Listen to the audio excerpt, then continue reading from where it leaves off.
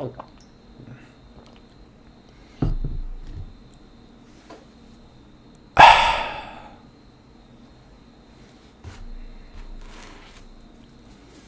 Long time no see, my friends. I wanted to go back to basics a little bit and do a little something.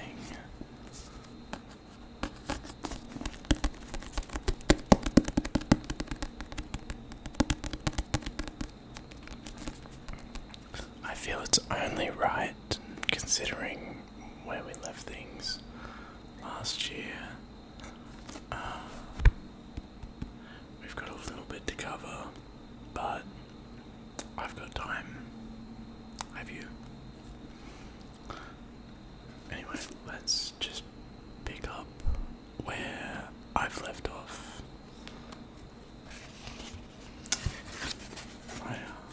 My little, what is it? Bookmark. Who even came up with that bookmark? What's the mark meant to be? Anyway. Chapter 15. Pressure. It was spring break in Forks again. When I woke up on Monday morning, I lay in bed for a few seconds, absorbing that. Last spring break, I'd been hunted by a vampire, too. I hope this wasn't some kind of tradition forming. Already, I was falling into the pattern of things in La Bouche. I'd spent Sunday mostly on the beach, while Charlie hung out with Billy at the Black's house. I was supposed to be with Jacob, but Jacob had other things to do, so I wandered alone, keeping the secret from Charlie. When Jacob dropped in to check on me, he apologized for ditching me so much. He told me his schedule wasn't always this crazy, but until Victoria stopped, the wolves were on red alert. When we walked along the beach now, he always held my hand.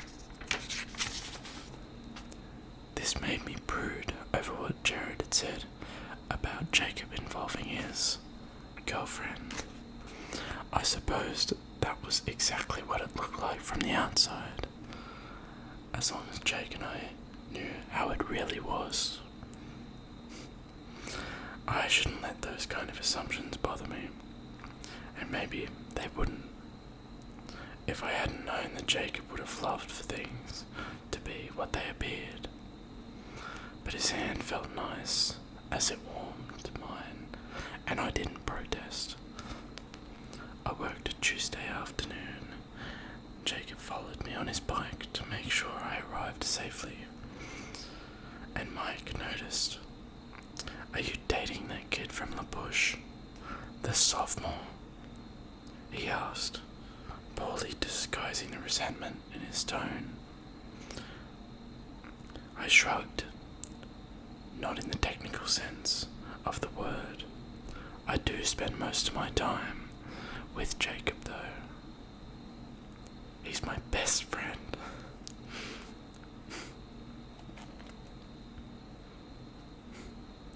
Mike's eyes narrowed shrewdly.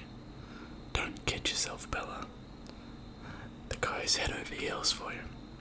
"I know," I sighed. "Life is complicated." I suppose that was an easy assumption to make, too. That night, Sam and Emily joined Charlie and me for dessert at Billy's house. Emily brought a cake that would have won over a harder man than Charlie. I could see as the conversation flowed naturally through a range of casual subjects that any worries Charlie might have harbored about gangs in La Bouche were being dissolved. Jake and I skipped out early to get some privacy. We went out to his garage and sat in the Rabbit. Jacob leaned his head back, his face drawn with exhaustion. "You need some sleep, Jake. I'll get around to it." He reached over and took my hand, His skin was blazing on mine. "Is that one of those wolf things?" I asked him. "They eat, I mean." "Yeah, we run a little warmer than the normal people. About 108. Oh, 109. I never get cold anymore. I could stand like this." He gestured to his bare torso. "In a snowstorm, and it wouldn't bother me. The flakes would turn to rain where I stood, and you all heal so fast." "That's a wolf thing too." "Yeah, wanna see? It's pretty cool." His eyes flipped open and he grinned, and he reached around to the glove compartment and dug around for a minute. His hand came out with a pocket knife. "No, I do not want to see," I shouted, as I realized what he was thinking. "Put that away." Jacob chuckled, but shoved the knife back where it belonged. "Fine, it's a good thing we heal though. You can't go see just any doctor when you're running a temperature that should mean you're dead." "No, I guess not." I thought about that for a minute. And being so big, that's part of it. Is that why you're all worried about Quill? That and the fact that Quill's grandfather says the kid could fry an egg on his forehead. Jacob's face turned hopeless. "It won't be long now. There's no exact age. It just builds and builds, and then suddenly he broke off." And it was a moment before he could speak again. Sometimes, if you get really upset or something, that can trigger it early. But I wasn't upset about anything. I was happy. He laughed bitterly. "Because of you, mostly. That's why it didn't happen to me sooner. Instead, it just kept on building up inside me. I was like a time bomb. You know what set me off? I got back from that movie and Billy said I looked weird. That was all, but I just snapped, and then I exploded. I almost ripped his face off, my own father." He shuddered, and his face paled. "Is it really bad, Jake?" I asked anxiously, wishing I had some way to help him. "Are you miserable?" "No, I'm not miserable," he told me. "Not anymore. Not now that you know. That was hard before." He leaned over so that his cheek was resting on top of my head. He was quiet for a moment, and I wondered what he was thinking about. Maybe I didn't want to know. "What's the hardest part?" I whispered, still wishing I could help. "The hardest part is feeling out of control," he said slowly, "feeling like I can't be sure of myself. Like maybe you shouldn't be around me. Like maybe nobody should. Like I'm a monster who might hurt somebody. You've seen Emily. Sam lost control of his temper for just 1 second, and she was standing too close. And now there's nothing he can ever do to put it right again. I hear his thoughts. I know what that feels like. Who wants to be a nightmare? A monster? And then the way it comes so easily to me. The way I'm better at it than the rest of them. Does that make me even less human than Embry or Sam? Sometimes I feel that I'm losing myself.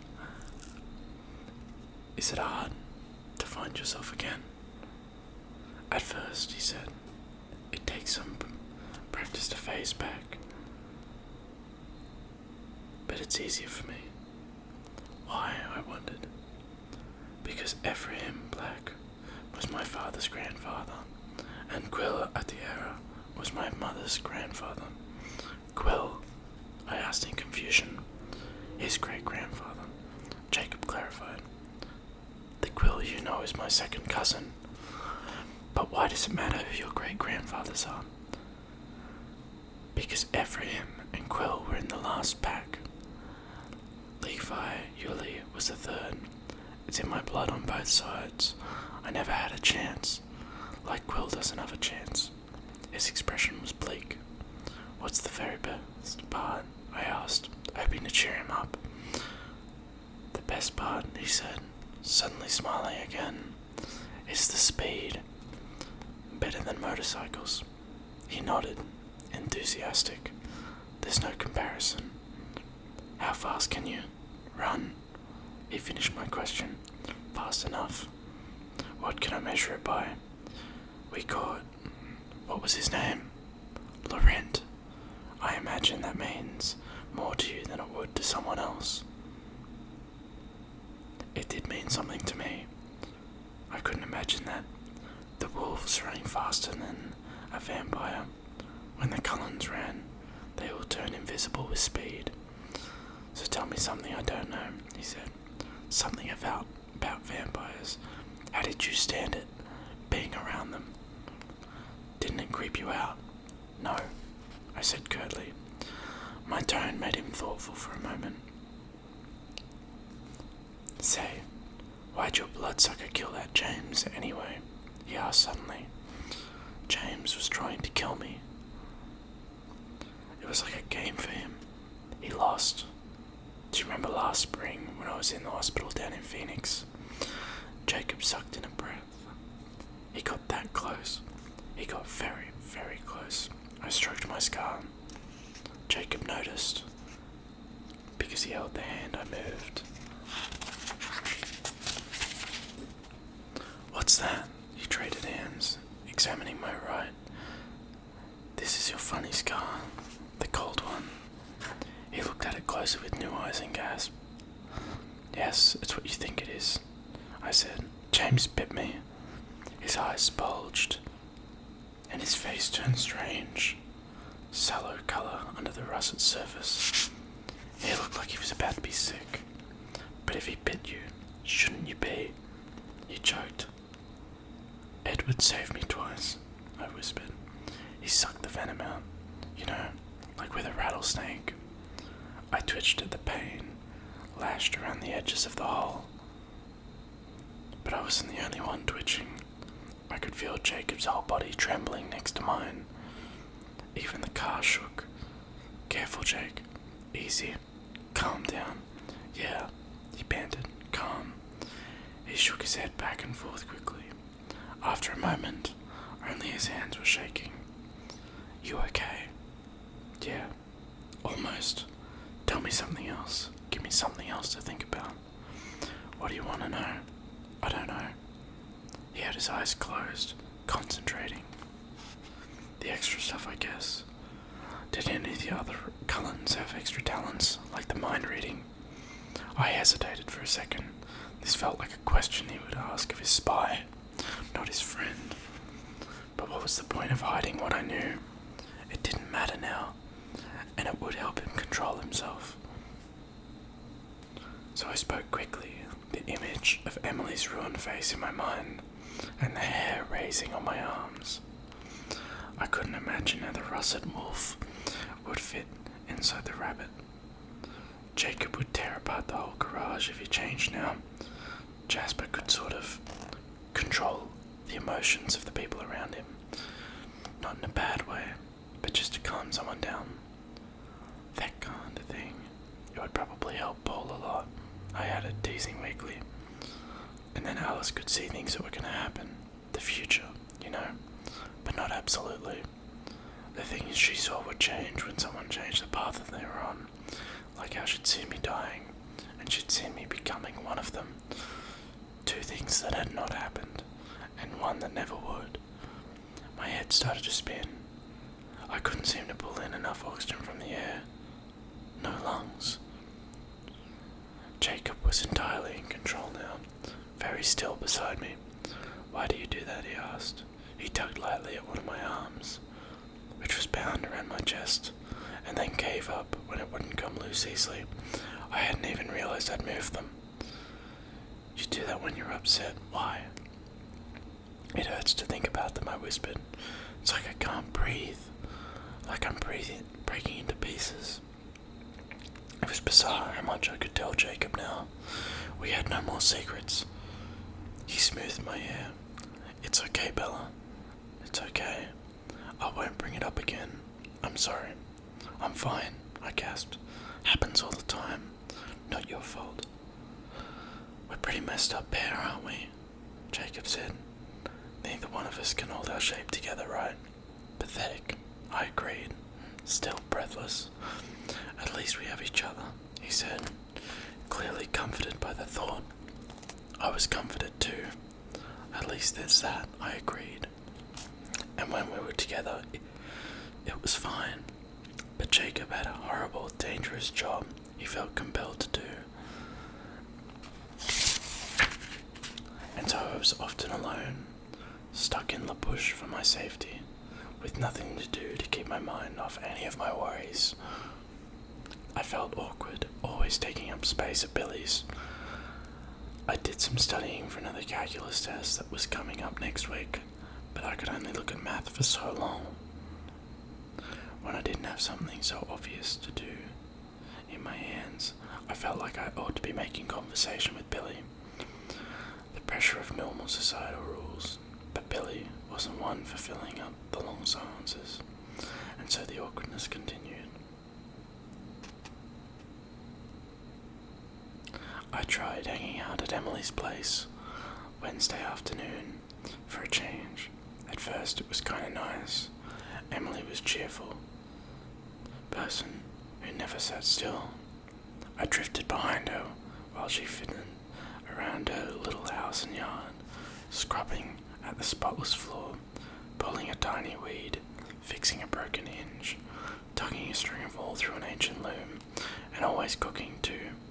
She complained lightly about the increase in the boys' appetites from all their extra running, but it was easy to see she didn't mind taking care of them.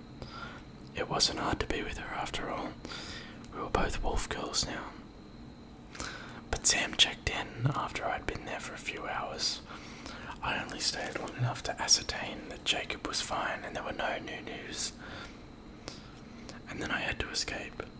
The aura of love and contentment that surrounded them was harder to take in. Concentrated doses with no one else around to dilute it. So that left me wandering the beach, pacing the length of the rocky crescent back and forth again and again. Alone time wasn't good for me. Thanks to the new honesty with Jacob, I'd been talking and thinking about the Cullens way too much. No matter how I tried to distract myself, and I had plenty to think of.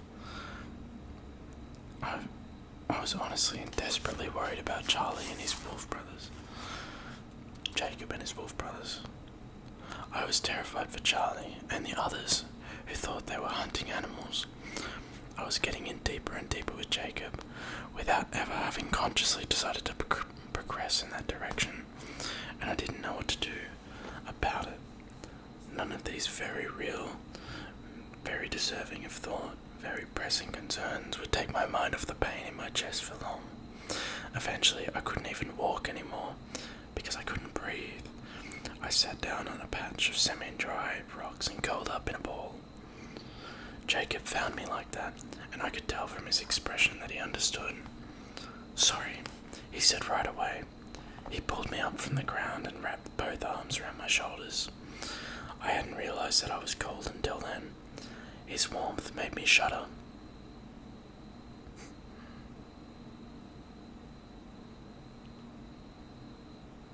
But at least I could breathe with him there. "I'm ruining your spring break," Jacob accused himself as we walked back up the beach. "No, you're not." I didn't have any plans. I don't think I can like spring breaks anyway. "I'll take tomorrow morning off. The others can run without me. We'll do something fun." The words seem to be out of place in my life right now. Barely comprehensible. Bizarre. Fun. Fun is exactly what you need. He gazed out across the heavy grey waves, deliberating. As his eyes scanned the horizon, he had a flash of inspiration. "Got it," he crowed. "Another promise to keep. What are you talking about?" He let go of my hand and pointed towards the southern edge of the beach, where the flat, rocky half-moon dead-ended against the sheer sea cliffs. I stared, uncomprehending. "Didn't I promise to take you cliff diving?"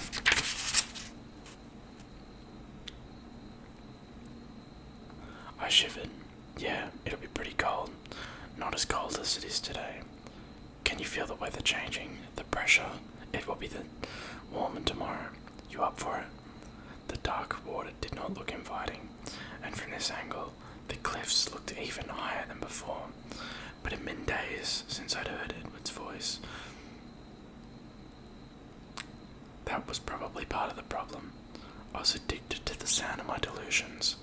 It made things worse if I went too long without them. Jumping off a cliff was certain to remedy that situation.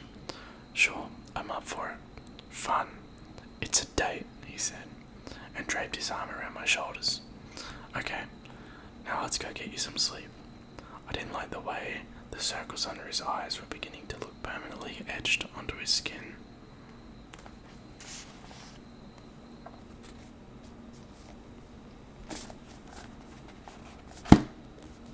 Okay, I've had enough. I'm not reading anymore. I'm done. I'm done for the day. I'm going to bed. And I love you all. I'll see you guys all very, very, very, very, very, very, very, very soon. I'm sure of it. Love ya.